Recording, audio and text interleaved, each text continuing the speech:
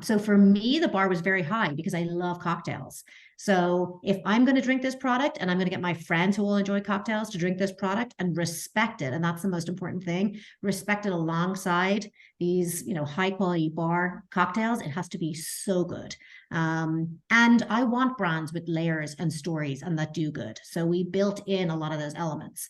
Design is critical. We wanted to bring in people that have amazing design we respect.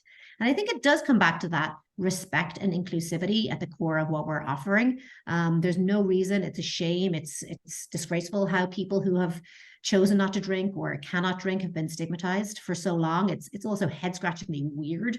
I still love a mezcal cocktail. I still love a boozy bourbon cocktail or a glass of wine, but I revere them a bit more now. The passion comes from building a brand that I'm proud of, that has the layers as a consumer I want to engage with, and really comes back to solving a real consumer need, which is Rudy at the heart of this brand.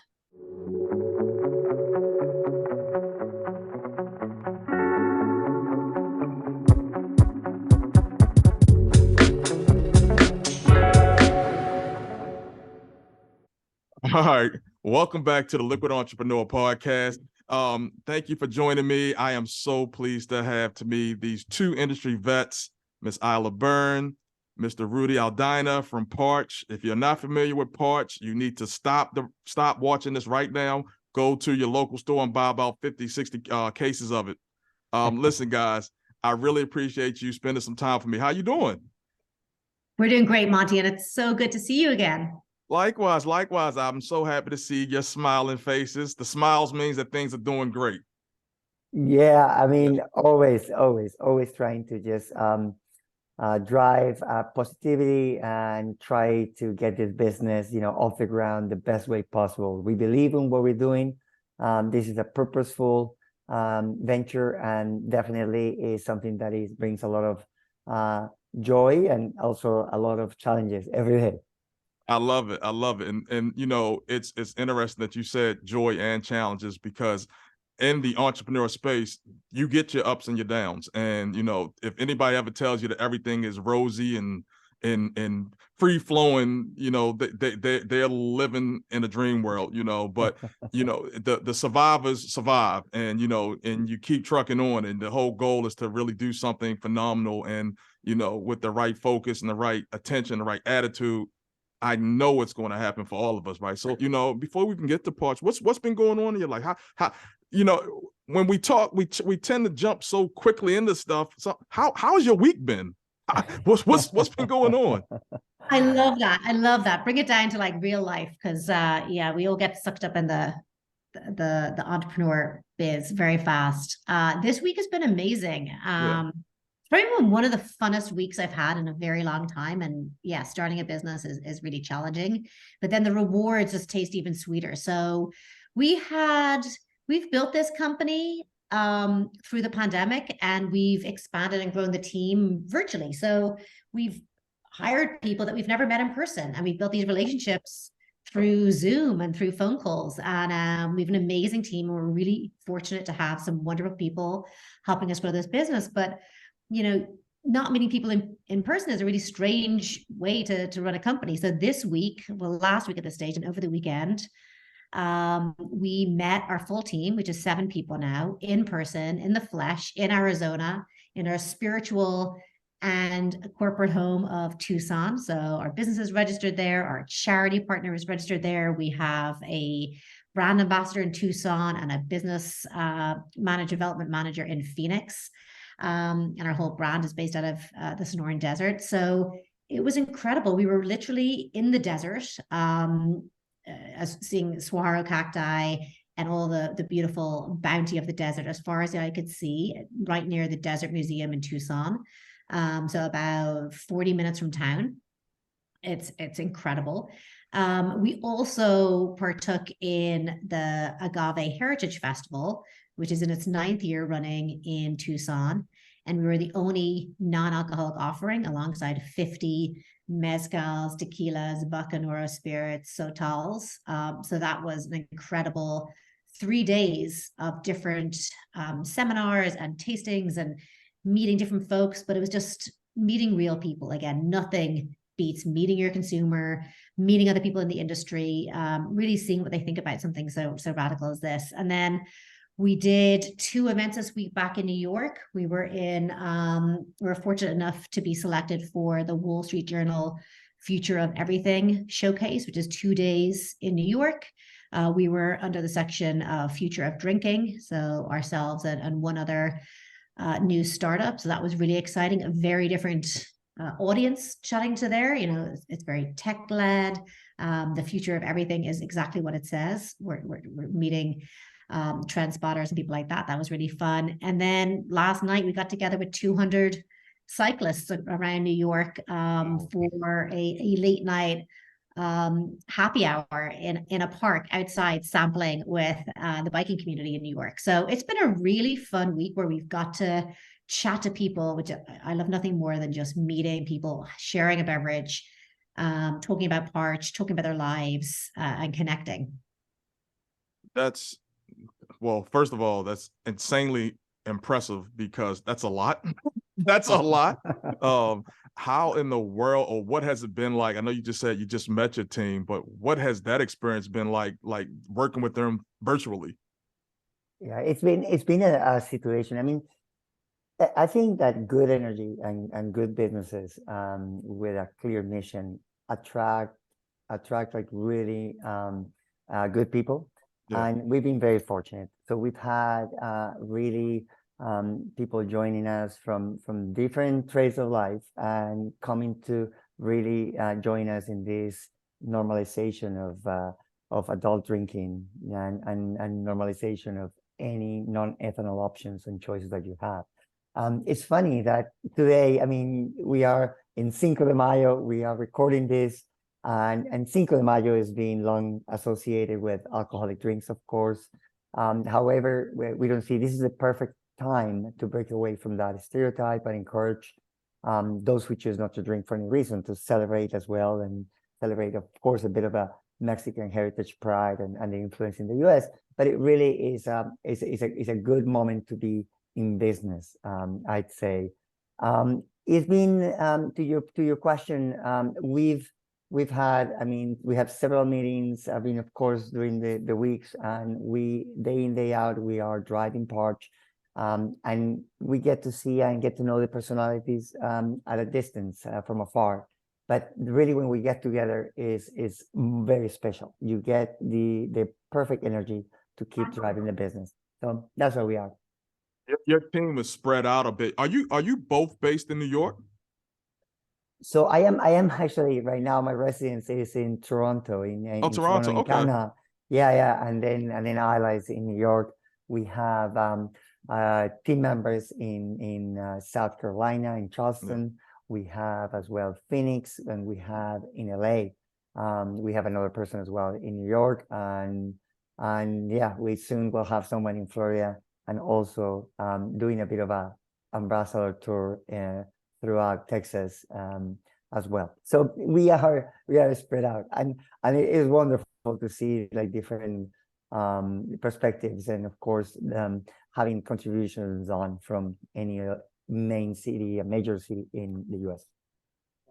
I was asking in particular because for anyone who's watching or even listening to this program, I don't hear New York accents, right? And so and it's interesting, right? Because I'm just curious, you know, where did you guys grow up at? Where did you both grow up at? I'm from Ireland, from Dublin.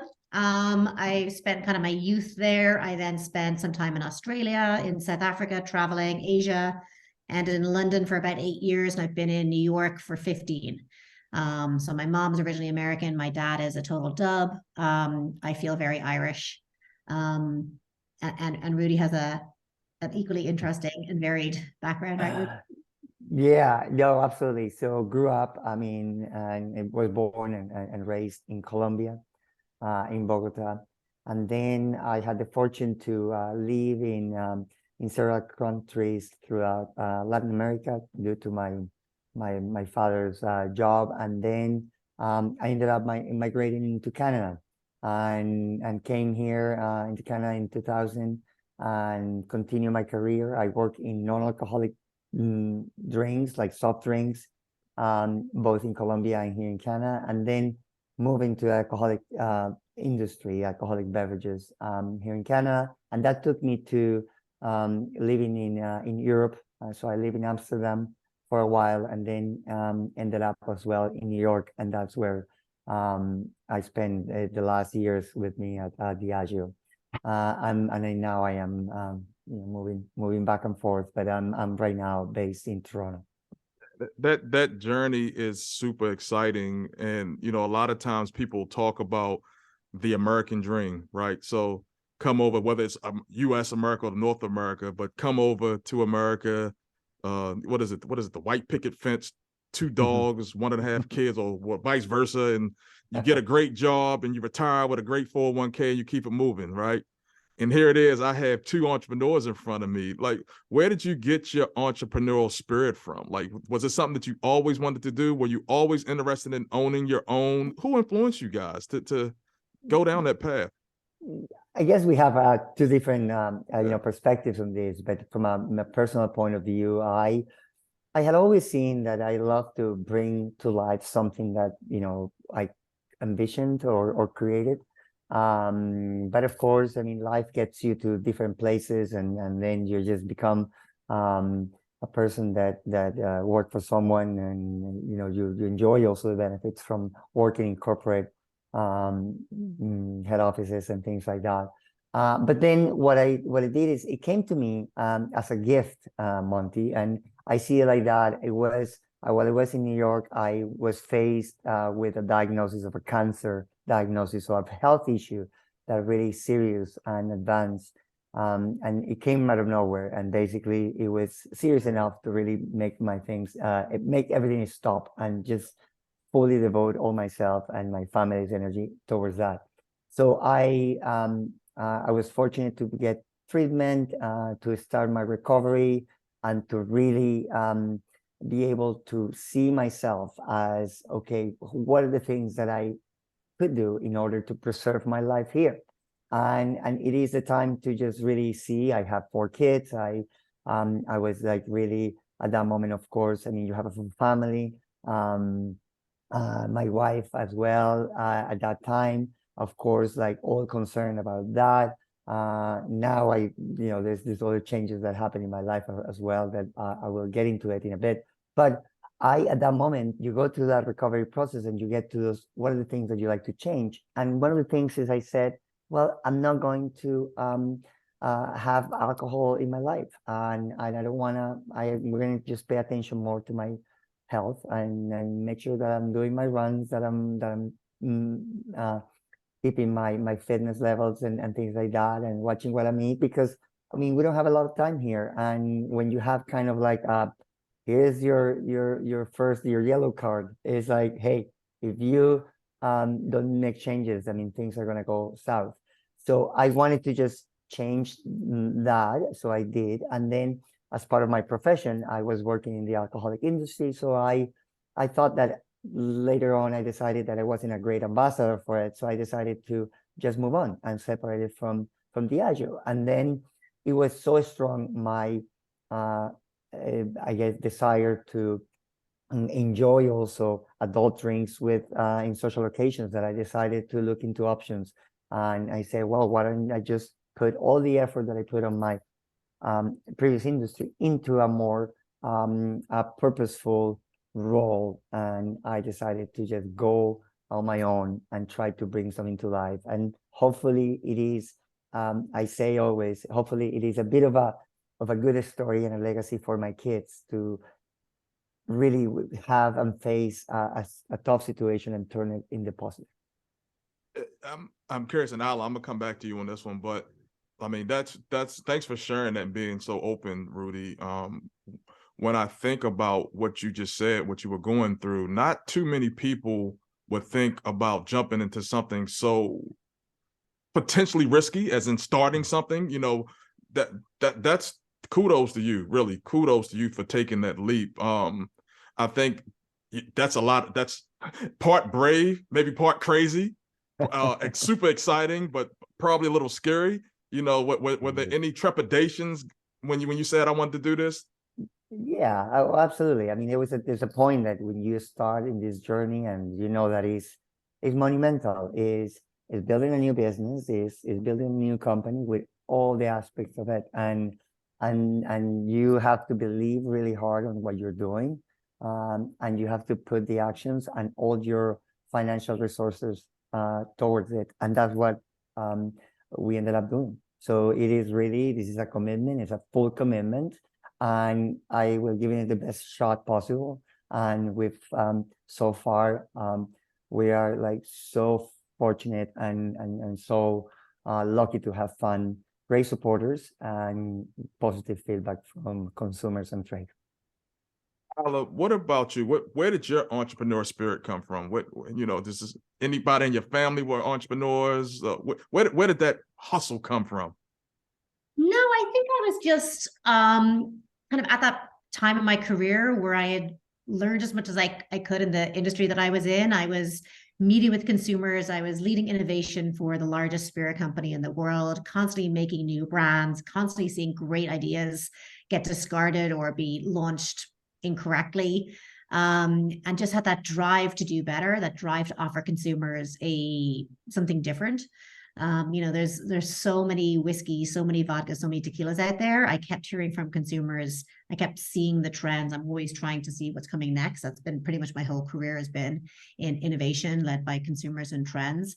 And I kept seeing this movement towards wellness, but yet still offering consumers flavored versions of what they already had. And the industry hasn't really changed much. Obviously spiked seltzer was a huge shift. But I had all these ideas that kept getting discarded. And, as fortune happens, it's kind of the right thing of timing and whose path you crossed at the time. I had some ventures I'd gone out on my own, and I had my own consultancy practice.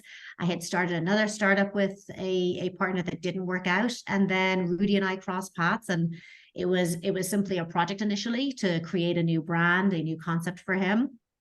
But we both worked really well together, and we both fell in love with the idea that we created, which became Parch. And he kindly invited me to join what would be the launch of it and the founding team. So it's truly a partnership. It's truly, everything that I believe has gone into the creation of this brand, and it complements where Rudy's at, both emotionally and what he wanted to offer to consumers. I still drink alcohol. I just drink very differently now. I drink about 70% less alcohol.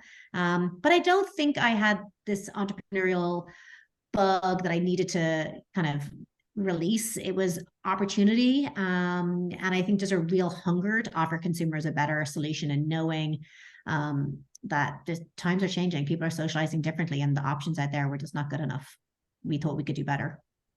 Said something interesting, and I'm a firm believer in, if you want to go fast, go alone, but if you want to go far, go together. So the two of you converging, if you will, to launch Parch, it almost felt like it was, I won't say destined to happen, but it was, what is it? And again, I'm trying to be even more intentional with my words, right? So I don't even believe anymore in right place, right time. I really believe in right place all the time. So being able to be in that environment and being able to connect with each other, to see that opportunity, to jump on it. Not everybody has that level of insight or line of sight. What do you think about that time, or the timing when you guys did come together to launch Parch? Was there did it feel like, you know what, I have to do this? Or was it more of a okay, here's something to do? Like, because I asked that because when I talk to you, Ila, especially, I can always see the passion when it comes to you talking about products and innovation and whatnot. And to me, this is me looking on the outside in, you were made to do this. And this is my reality, right? You should have been a boss for a long time. And I'm glad that you're on that path right now. When you were in that moment, was it just, okay, I know I got other opportunities, but I'm going to do this? Or was it something a little bit deeper in this opportunity that just felt right for you? I think, honestly, it comes back to Rudy. I mean, when he briefed me on what he wanted, it was from such a personal point of view. Whenever I build brands from people, I need to understand their purpose. And You and I have worked at companies where they retrofit purpose to a established brand that's been around for generations, and that's so hard to manifest in reality. When it's a human and a real need, and the story that Rudy has, his need was to create a ritual and a beverage that solved a massive need, the need that he would not drink alcohol because of a health concern, but still had there's no reason why he shouldn't have a rich, kind of complex beverage that had storytelling, that looked as great as everything else out there. And I love problem solving. I also love making things real. And so it started with Rudy at the heart of the story, hence the agave at the core of everything that we offer. But then it became a lot of my personal drive as well, which is driven by inclusivity, complexity. I do drink alcohol. So for me, the bar was very high because I love cocktails. So if I'm going to drink this product, and I'm going to get my friends who will enjoy cocktails to drink this product and respect it, and that's the most important thing, respect it alongside these, high quality bar cocktails, it has to be so good. And I want brands with layers and stories and that do good. So we built in a lot of those elements. Design is critical. We wanted to bring in people that have amazing design we respect. And I think it does come back to that respect and inclusivity at the core of what we're offering. There's no reason, it's a shame, it's disgraceful how people who have chosen not to drink or cannot drink have been stigmatized for so long. It's also head-scratchingly weird that, as an adult, you only drink alcohol in evening occasions. It's just, we will look back on this time years from now and go, that's so bizarre. We only had one option, drink, and it's a toxin and it got you drunk. I still love a mezcal cocktail. I still love a boozy bourbon cocktail or a glass of wine, but I revere them a bit more now. I drink them less frequently. I probably pay more for them, and I really savor the time.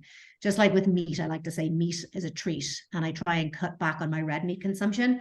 Same with alcohol. But the passion comes from building a brand that I'm proud of, that has the layers as a consumer I want to engage with, and really comes back to solving a real consumer need, which is Rudy at the heart of this brand. So Rudy, when you met with Ila and you guys decided to get together or to come together and to really make this thing grow or build this platform for it to grow, I should say. Did you run into any? So let me ask it a different way. Your family. I'm gonna go a different route. Your family. What did they say when you told them about this idea that you wanted to do? Did they look at you like, this is great, we're all in, or they're like, are you insane? Like, I'm curious, what feedback? What was the feedback from your family? I mean, there was support. There was support because definitely the way that I spoke about it and the way that I was seeing everything around me, not having enough great alternatives for me to socialize.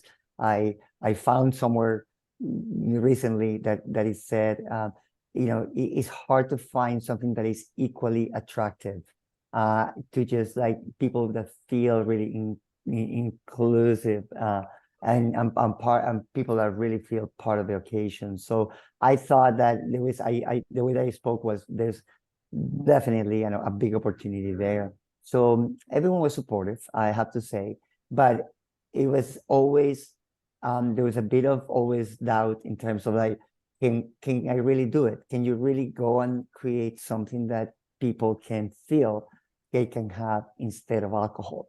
Can you really do it? And that was something that it was always like, oh, but about the taste, it is missing this, it's missing the bite, it's missing the sensation, how many rules you're breaking with everything that you do. So of course there was a lot of doubt, on that. There was no doubt about my drive, or there was not about like my decision to do it. There was not that. So that was from a family point of view and support, and when you just start all this. But then when you start building that little that idea, and then you get to know Ila, for instance, and get to talk to her. And Ila, of course, I knew of her and I've seen her, working alongside in our previous company. And I have total respect for what she was saying and the things that she was creating, and how she's a force of ideas, consumer understanding, and innovation, right? So then you're like, oh no, you're very into something here. And I decided that she's the one that can bring this into the level that we want to. And then when he was delivering that idea and when everything was coming together, I mean, there was no chance that I was gonna let Ila be away and not really partner with me into this initiative. And the way that she's bringing is, I love it because it's, as she says, it's about mindful drinking. Is for her is a different story. So I think we're combining those two areas, which those are the precursors of what the non-alcoholic movement is today. It is basically, that is exactly why. It's people that want to take a break, or just look a bit more of a health situation. And from my side is people that have decided not to do it again, and just like not to do it, but not for that reason. I want to keep seeing my friends. I want to keep doing the things that I want to be doing. So that's why. And that's why we connected in that way. And I think that right now is, I mean, we have so many stories, of course, but I mean, I think that is about respect, trust, and really just go together with one mission. And we have it so clear. Monty, I can say that I had written in my life many mission and purposes for brands that I work for, and in a very professional way, and try to do it the best way possible.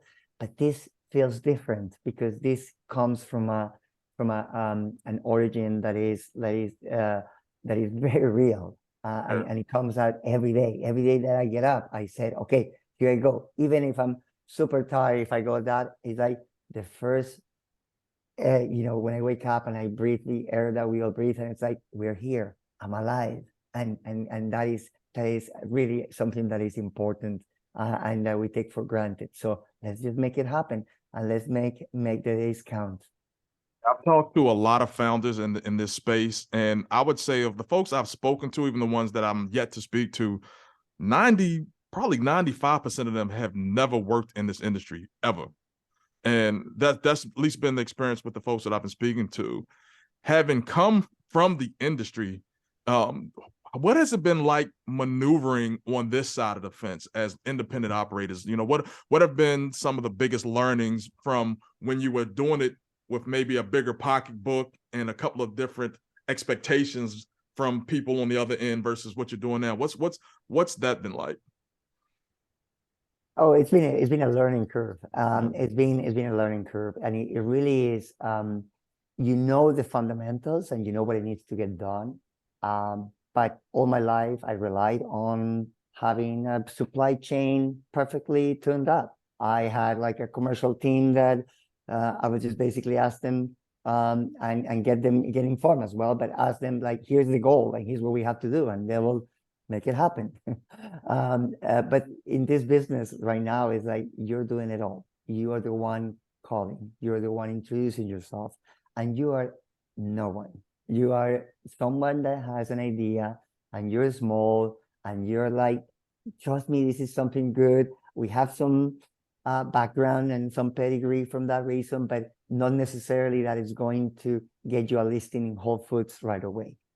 That is not going to, and also you realize, the route to markets are so different, and in this non-alcoholic category now, it is so diverse. It can come direct from e-commerce, it can come direct from liquor distributors, it can come from natural chain distributors, or it can go with any other like small boutiques and places that you didn't know. So it's quite diverse, and you have to learn it all and learn it fast and try to make all the decisions. So it is every day. It's not an easy situation. I mean, we can say the one thing that you have the most is like Ila had created, of course. I mean, we created it, and then she has created a full concept and brand, and then we have other partners that have brought to life the visual identity and the branding of it, and that is solid. It doesn't matter that, I mean, if I don't know how to get it from point A to point B, or am I going to get it produced? So go and have a co-packer meeting and just like negotiate a contract with no previous experience on how to do it, or go and do try to seek a new distributor and they can put you the conditions that any big company will have, and you're like, well, hold on, but I'm trying to, I have to be more flexible and more nimble about here. So it's a big learning, and it keeps us just on our toes every single day, every single minute. Just to add the other side of that, and absolutely, there's a lot of tough things you face because you're small, you're nobody, the finances, the staffing, we do everything, a very small team. But the other part of that is there's so much hustle that I personally really enjoy, and there's so much risk taking we can do, so much flexibility. The pace we can do stuff at is just so freeing. So I find it really liberating to find these opportunities, reach out to anybody. Now we're non-alcoholic. We can ship across the country. We are in a can, so we can get into people's hands at festivals. There's so much stuff we can do not being alcoholic, which is huge. But just because I can DM with people on Instagram, that's kind of my interface mostly to get into accounts. And of the 450 stores we're in, 400 of those are independents. And those independent people are human people, and they have created these shopping environments where they're passionate about the products they stock, so we can have a very one-to-one conversation, and they respect our product. And you lose all that human connection when you're in a big company. There's so many layers, so much complexity. You're so far from the consumer. So our biggest fans and our advocates and how we've grown this brand very quickly in 9 months is because of the human people who really we've reached out to and had those real conversations, and that's priceless. Yeah. So I mean, the passion exudes through both of you about this brand. So what exactly is Parch? I mean, we've been throwing out terms, non-alc, agave, but what exactly is Parch? Is it some fruit juice and just mixed with some water? Is it that simple? That's what the category of mocktails was kind of known for, right? So if Yeah. O'Doul's was the first generation, then Athletic came along and changed everyone's perspective. We're really trying to push non-alcoholic options to like the third generation. So it's an agave built profile. So it is built from the same building blocks of tequila. Blue Weber, organic, even fair trade, Blue Weber agave from Jalisco in Mexico. So we import that component. We don't ferment it into alcohol, but we do use more of the agave plant. We use agave fiber and then agave bitters that we make. So it's an agave across the heart of all our products. And then we layer in cactus fruit, desert botanicals, and adaptogenic fruits. So we want to give a full taste profile, something interesting, but also familiar. There are our cocktails, which we started with, are riffs on classics. So a prickly paloma is a desert paloma leaning into the prickly pear cactus fruit, antioxidant rich, like bitter and sweet with hibiscus, chamomile, sea salt, and lime. It's super juicy, refreshing, and it's a crowd pleaser. It's our #1 selling SKU. The spiced Pinarita is whole roasted pineapple, amole bitters we make, cayenne pepper, again, desert botanicals and adaptogens like ashwagandha and L-theanine. And that just gives your body more ability to fight stress. So it balances your adrenal fatigue. We're not promising instant solutions. We're not going to get you high. We're not giving you melatonin to put you to sleep.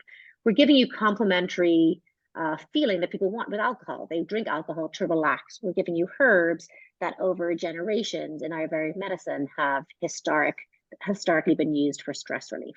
So 2 SKUs, we've got some more coming. We've got some spirits we're working on, but it looks good, it tastes great, and you can call a Parch without stigmatizing yourself to say, oh, do you have anything non-alcoholic? Oh, can you make that a mocktail? What do you have that's, doesn't contain alcohol? The conversation that we've observed with people choosing not to drink has just got so much friction in it in a bar, restaurant environment. And many people just they choose not to go out because it's too uncomfortable. We want people to be able to call a Parch wherever they are and feel, as Rudy said, that it's equally attractive to alcohol. In fact, it's more attractive. It's only full of natural health stuff. It's vegan, gluten-free, full of good stuff. And with a non-alcoholic product, unlike alcohol, you have to reveal everything that's in your product, all your nutritional facts. And we're proud to. We're proud to show that all our ingredients are from the earth, and we give back to the earth. We give back to the desert specifically, rather than 1% for the planet, which we do respect. We wanted more transparency so we could actually follow through where our money goes. So we give 1% to the desert with a charity partner called the Mission Garden in Tucson. And there we fund prickly pear, development. They're looking at various different types of prickly pears to see what grows the best in certain regions. Agave research for indigenous agave species, and some other fun projects we have going on. So indigenous crops and native fruit trees. So we're really excited. We think it's one of the best tasting non-alcoholic options out there. And people tell us that all the time, honestly. We were fortunate enough to win some awards, and we were named Best New Product of 2022 by BevNet. And those guys definitely know their beverages. Yeah, You have a, Thank you. Can you hold the can up? Yes, certainly. So So for Keep it at anyone 2. who's watching on the YouTube version, I mean, this is a beautiful package, unbelievable package. So I'm assuming, I mean, it sounds amazing, it looks amazing, tastes amazing. You got that, what, right out the gate, that 100,000 case order, and you were off to the races, right? Is it as simple as that, guys? Bit by bit. I mean, I never knew that. I never knew that it takes so long for certain customers to make decisions, and that's something that, I mean, on one side, I mean, for us, it's so liberating and so amazing that we can make decisions quite fast. And coming from a corporate environment, I mean, this is just wonderful. On the other side is like we're dealing as well with corporations. The way that we deal with, of course, it takes time to get there, and it's bit by bit. You have to just start somewhere, and you have to start building the brand. So we started with all the non-alcoholic bottle shops.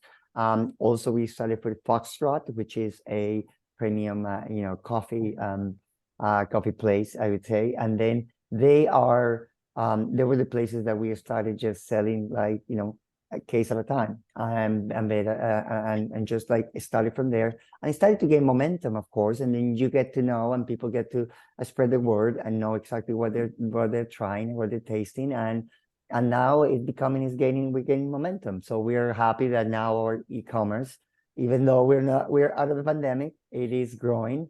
We have product available in Amazon. We have product available as Ila was referring to, like 450 points of distribution, and that's for the 2 SKUs. So it is great to see that is building up.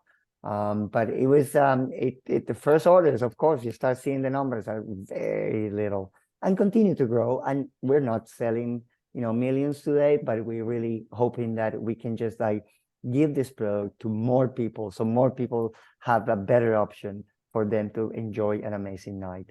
And one thing I'll say very quick is that the type of feedback that you're getting, it is our payback. It is really everything that we want to get. That is the paycheck that it comes, is the paycheck is listening to all the feedback that people are giving us, consumers and drinkers or non-drinkers, are posting online and are saying, this is something that is very special. This either complements my lifestyle or even changed my lifestyle in many ways. So we're very excited about all that.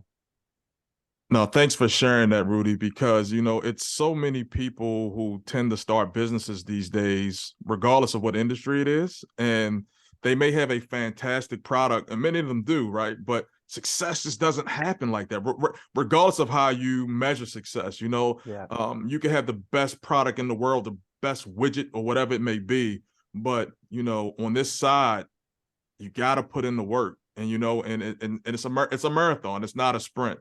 So to see such a great product, but to see that you go all in it for the long haul, and knowing that it's not always going to be like this. That's extremely helpful for current entrepreneurs, those who are looking to play in this space as well. Any advice for folks who are looking to potentially launch a brand, regardless what type of brand it is? From what you've learned to date, any advice you would share with anyone? I said I start early. Nothing has to be perfect to put yourself in front of a customer just to get some either buy-in or to get some builds on that.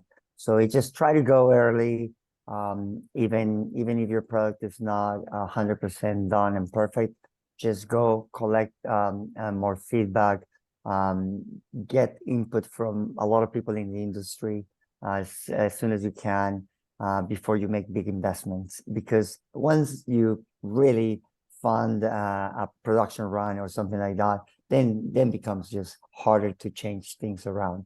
So I start early, and then just like gradually doing it that way.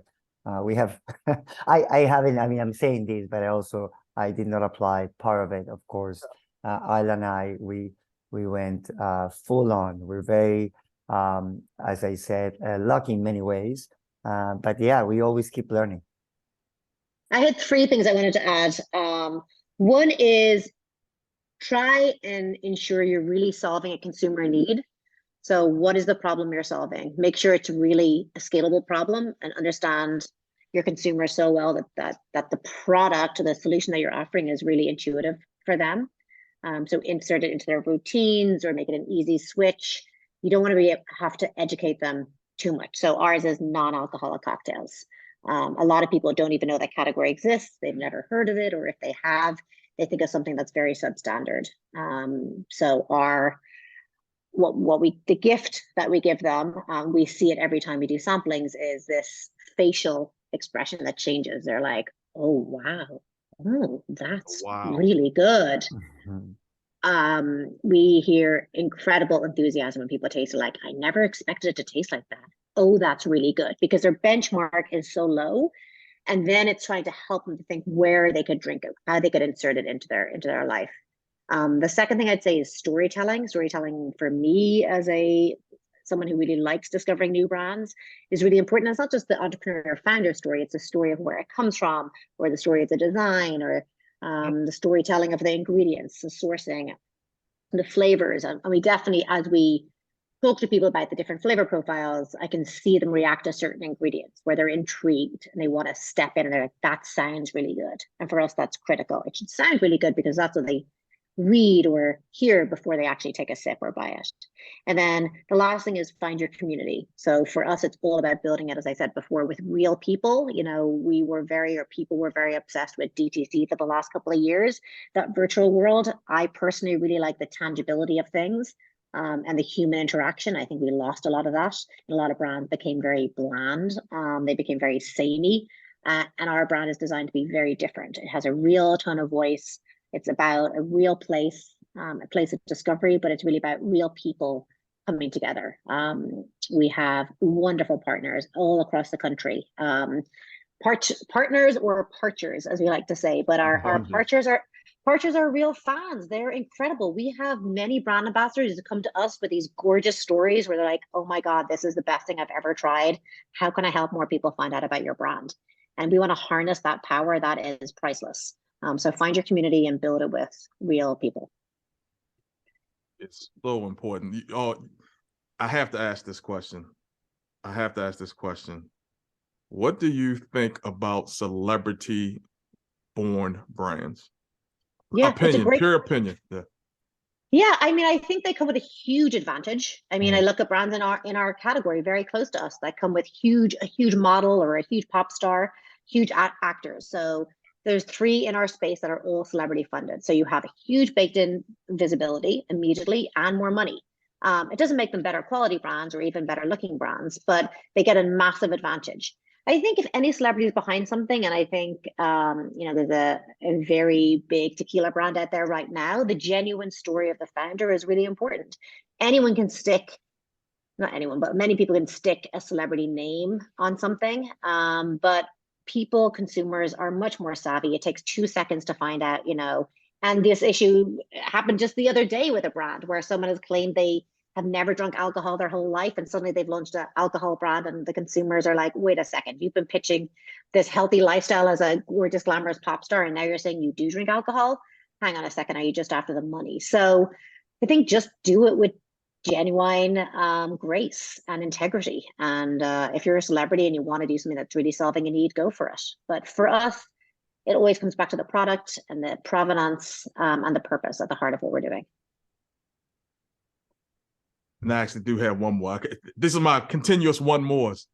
So I have a brand, obviously, in this an alcohol brand. I'm not talking about me, but just using it as a reference.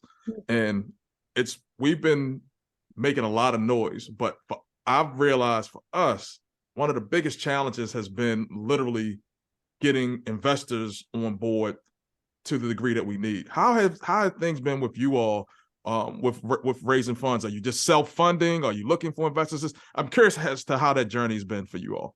Yeah, at the beginning it was a mix. So Yeah. we did a family and friends seed round, and Yeah. that was covered basically 50% by us, and then 50% investors. Yeah. And investors from all different trades of life and even geographical locations. So we have a wonderful set of Colombian investors, Irish investors, American investors, Australian Nice. investors, that they believe in this. The commonality is like they really believe that there's a better way of drinking. And as Ila was saying, also this week, we were deemed as the future of drinking. That is exactly it. That is, we attracted people that believe in this mission and in this purpose with Parch. So we did this first seed round, and that went well. We now are building the business in a way that we can just prove that we can scale and we can get into a much higher revenue stream. And with that, we will require, of course, a bigger check.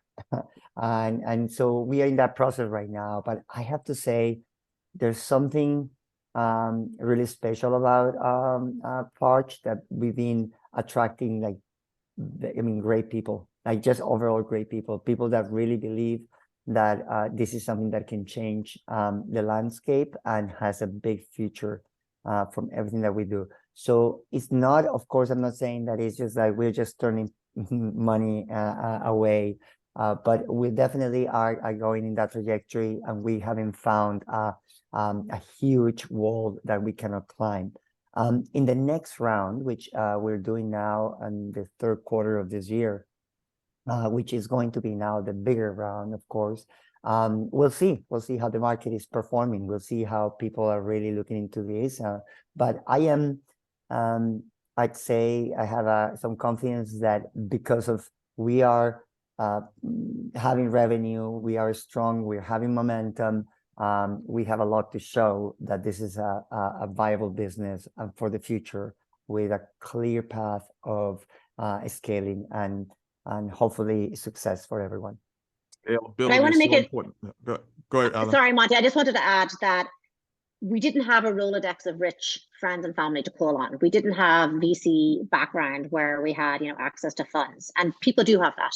It definitely took us a long time, and I was very nervous in the 6 months it took to raise the first friends and family round, how we were going to do this. But a lot of this was putting pride aside and just calling up anyone, emailing any old colleagues, friends of friends, and you never know where the money comes from.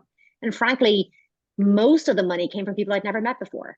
And one person kind of knew me, they respected the idea, and they brought in other friends. One person we have never met. Other people are very successful business people. Others are people who have their own businesses and they're just starting out, but they really believe in the space.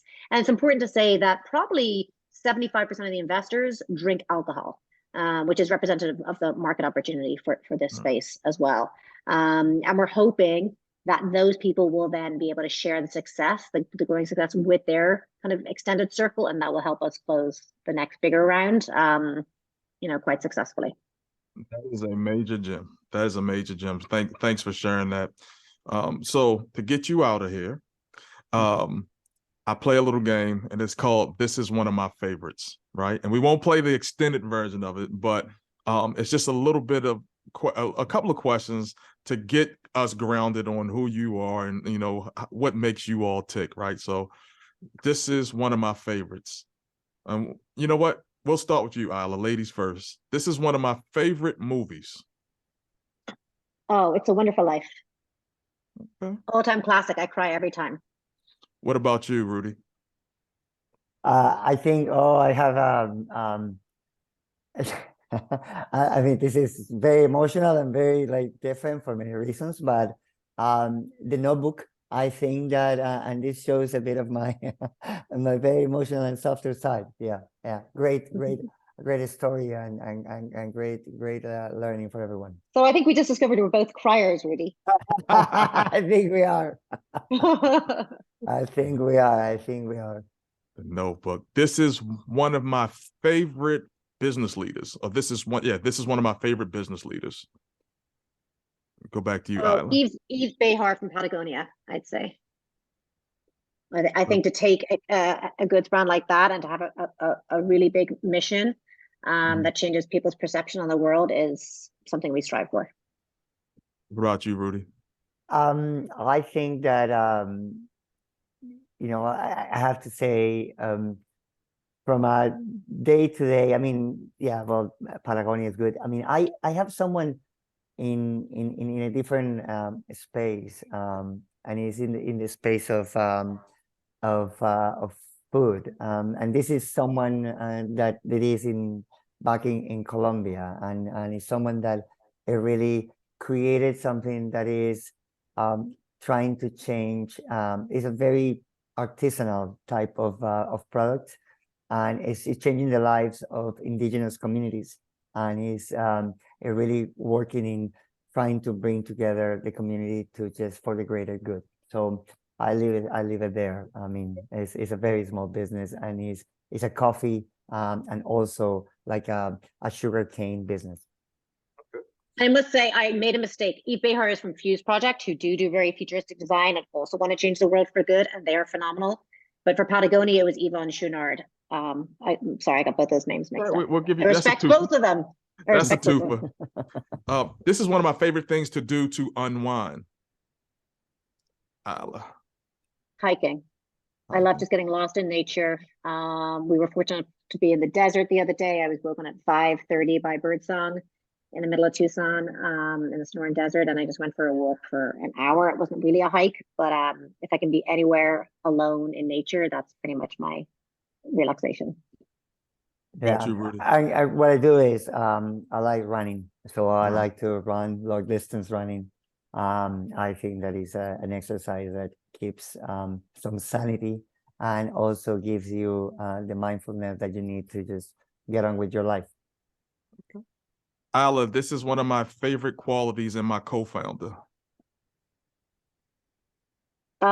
His respect for other people. He is entirely gracious and respects others. He gives me so much freedom to be myself, and yeah, he's just so human in he's got great humanity in his qualities.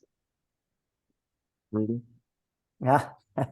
This is the moment that I say, I mean, Ila knows all this, but I really respect her integrity and how she knows that hard and intelligent work pays off from a professional point of view, but you never can separate that from a family leader. And she, as a parent, with her partner, I mean, it really are building a great family, and I just admire that. I admire the ability to raise little kids that are going to be that are going to do something great in the world. Final question. Ila, what is one of your favorite qualities about yourself? I think it's something I've discovered later in life, but my constant need to kind of push myself forward and new bravery, which I didn't really have when I was younger. But leaving the corporate world, which is kind of how we met, Monty, but leaving the corporate world and really believing in myself took a long time. And the bravery and risk inherent in that has allowed me so much freedom and to discover new qualities and just to meet amazing people and try to push myself forward. So I think a newly discovered bravery and risk taking. What about you, Rudy? Oh, I think I say is I never give up. I will never give up. Mm-hmm. Love it. Love it. Look, the people behind the brands is so important. And I think thank you again for being so open and transparent, sharing a little bit about yourself and the beautiful Parch brand. Where can people find Parch? Well, where can they find you online and in the stores? Tell them, Rudy. Tell them, Rudy. Yeah, no, absolutely. Like, there's so many like non-alcoholic bottle shops there with wonderful people behind it, like beautiful stories, like really trying to do something positive in the world. Go and visit them, ask them what is best. Maybe you get us, which is great. Maybe you pick up another one. I know that you're going to try us at some point. So that is for non-alcoholic, but also we are at some great stores in Central Market in Texas. We are at Mom's in Maryland, Baltimore, Virginia, DC area. And then we have also Foxtrot all around Chicago, for instance. And we have some really good news to share, if I may. And it's that we are going to be in the South Pacific region with Whole Foods as of next week. Congratulations. And then we have some other things to unveil very soon. So we have a collection of 450 doors where you can just go and enjoy Parch. And yeah, you can of course order us through our own website, drinkparch.com, or Amazon. I mean, if you want to get it like, tomorrow. Where can they find you on social? At Drink Parch is our Instagram. That's pretty much where we communicate. We also communicate through LinkedIn a lot from a kind of more business perspective. At Drink Parch, I and another colleague answer DMs all the time. Perfect. Rudy, Ila, it has been an absolute pleasure. We're looking forward to seeing and hearing more from you all and Parch. And, as I've said multiple times to everyone when I close out, it's great to like, but vote with your dollars. So go out there and support these small businesses, because you're in for a great treat when you do so. So thank you for spending your time with me. Appreciate it. Thank you for working through the technical difficulties. And I think it was amazing regardless. And look, until next time. Thank you, Monty, to you, and good luck with your own business venture. It's great. Appreciate it. Okay. Thank you so much, Monty. Take care now. Take care.